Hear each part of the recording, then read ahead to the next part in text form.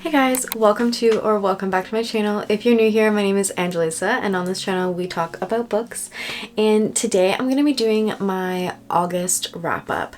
So I have a stack of books here that I finished this month that I'm going to go through, and then I'll talk about, a book that I'm in the middle of, and that'll pretty much be it.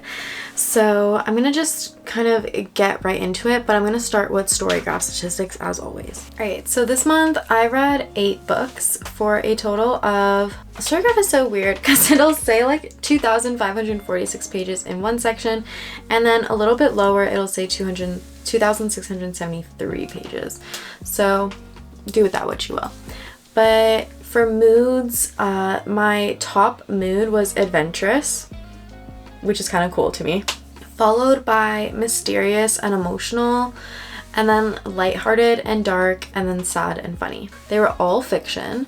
For genres, I had 6 young adult, 4 romance, 3 mystery, 3 contemporary, 2 dystopian, 2 fantasy, 1 classic, and 1 literary. And my average star rating was 4.28 stars. Okay, so now we're just gonna jump into the books I read this month. I'm gonna start from the very beginning of the month where I finished The Hobbit, and I finished this as part of a reading vlog where I'm reading books that my fiance picked for me, and that was actually for last month, July's TBR, so I'm a little bit behind, but I ended up rating this 4.5 stars. It truly is like a masterpiece that I feel like if you like fantasy, you kind of have to read this to just kind of see like where it all began, and you can definitely see how modern fantasies have picked up a lot from this book and probably the Lord of the Rings series that follows it. So I do want to read that series eventually.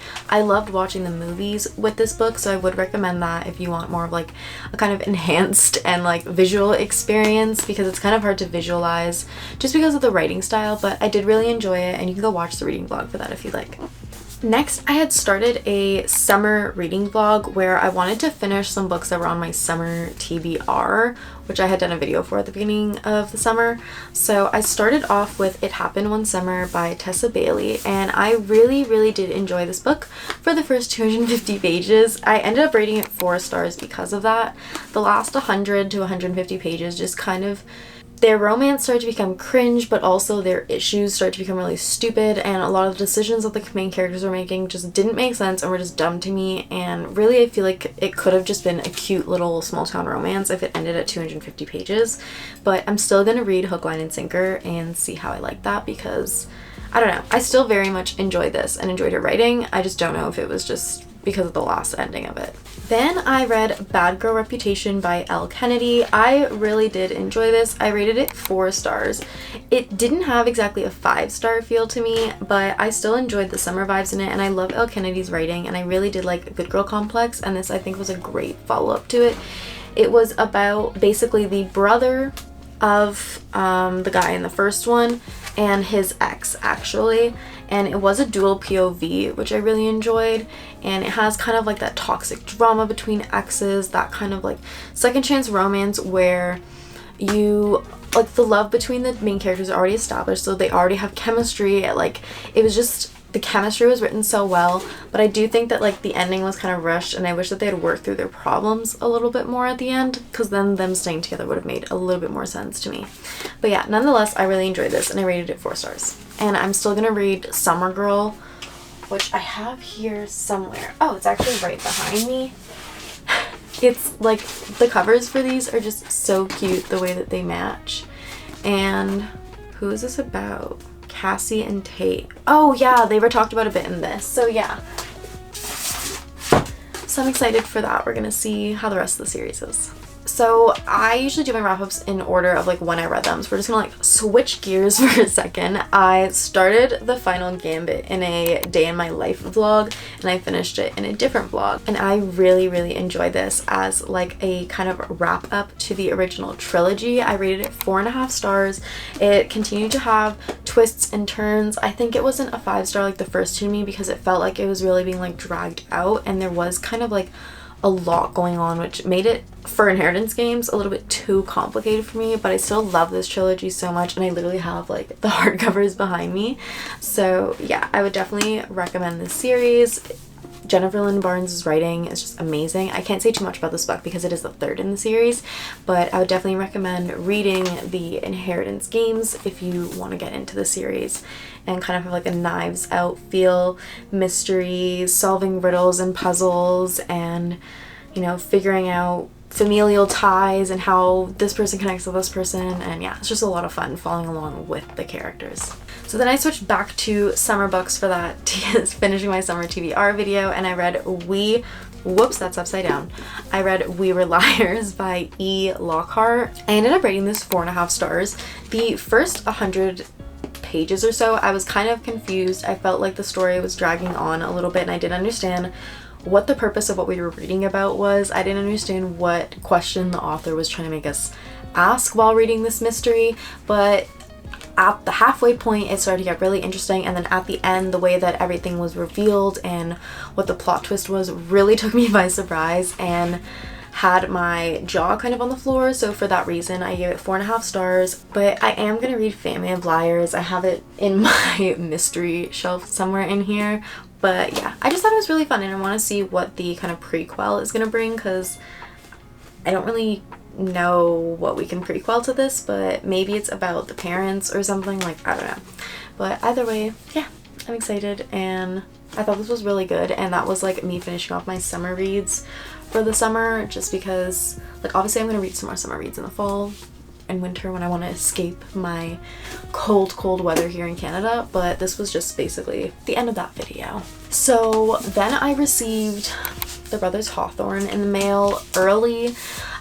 It came out, I think, August 29th. Actually, that's my birthday, so that was kind of funny, coincidentally, and I was excited for it to come out on that day on my birthday, but it came to my doorstep very, very early, so I decided to read it early and do a reading vlog, partially so that you guys could kind of get an idea of the book before it came out, without revealing things, obviously. And also just because I was so excited to read it, and I had just finished the final Gambit, so I decided to kind of do a reading vlog for both of them in one. But I ended up rating this 4.5 stars as well. I really, really enjoyed it. It was dual point of view in that you're following Jameson's point of view as he goes on, like, I call them quests, an adventure of sorts, let's say, you know, has his own kind of storyline going on, and then you're also following Grayson as he is dealing with his own storyline, and it's very interesting and fun, and at the end it kind of does meet up, which is nice, so I understand why this was put into one book, but I think because it was that dual back and forth, and the two timelines didn't really, like, or not two timelines, but the two point of views weren't related for most of the book, that I kind of got confused a little bit and would forget what was going on. But it was still amazing and still had that feel of Jennifer Lynn Barnes' books. So second to last, we have Shatter Me by, I want to figure out how to say this name, Tahereh, I don't know, to be honest, Mafi, and I ended up rating this 4.25 stars. I don't really know how to explain my rationale for that. I knew that didn't feel like a 5-star for me because the first book was kind of like, the writing was very repetitive and nothing was really happening yet. It was definitely setting up for the characters and like the world and just kind of telling you like the context of everything that's about to happen. I am in like the second book in the series after the first novella now, so things are picking up. So if you only read the first book and you didn't like it, I am like begging you to please continue reading it because it does get a lot better. But nonetheless, I still rate this 4.25 stars because I found the writing very, while it was repetitive, it was very lyrical, it was very immersive. I felt like I was in Juliet's head while I'm reading this, and I don't know, I love the characters, I love Adam. I don't know what's gonna happen. I mean, I know kind of what starts to happen, but yeah, but I'm sad already thinking about it because he is so cute with her and is so patient with her. But yeah, I still really, really enjoyed this, and the whole dystopian thing, I just did enjoy this whole book. I literally had no idea like what they kept referring to about like before the reestablishment, so you don't really learn that until like the novella and the second book. Which brings me to the first novella in the series, Destroy Me. I'll put a picture of like just the cover of Destroy Me here, but I rated this 4 stars. It's about 110 pages, 109 pages, and it's actually in Aaron Warner's point of view, right after something happens in Shatter Me, and you get kind of like his point of view. So it's kind of like takes place in the like second half of Shatter Me, but his point of view of what's going on. And it's very interesting. I enjoy his point of view. You get to learn a lot more about him, why he is the way he is, the context of like his life and just decisions that he makes and his familial kind of relationships and feelings that he has for other characters. So yeah, I really enjoyed reading from his point of view, and I'm interested to see more of him and just more of, I guess, the vulnerable side of him, because Juliet's point of view is very much like hardness from Aaron. But yeah, I really did enjoy this, and I'm just excited to continue reading the series. And of course, you guys know I have a reading vlog coming for this. I'm going to do a reading vlog for the first like 3 books and 2 novellas, and then I will do a reading vlog for the rest of them at a later date. That'll be coming soon. I meant to do it for this like August wrap up to have the whole first 3 books in, but life kind of took a turn and decided that I couldn't do that. So you'll see it in the next few weeks sometime soon.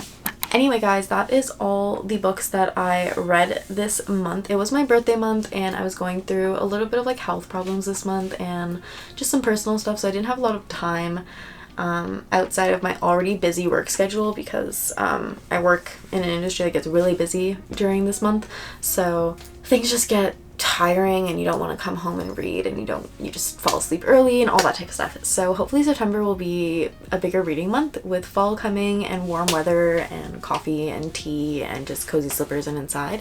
And yeah, but anyway, I hope you guys enjoyed this video. Please like and subscribe for more content, and comment down below what you read in August, because I always love reading you guys' comments and interacting with you guys. And yeah, I hope you have a good day, and I love you so much, and I hope to see you in the next one. Bye!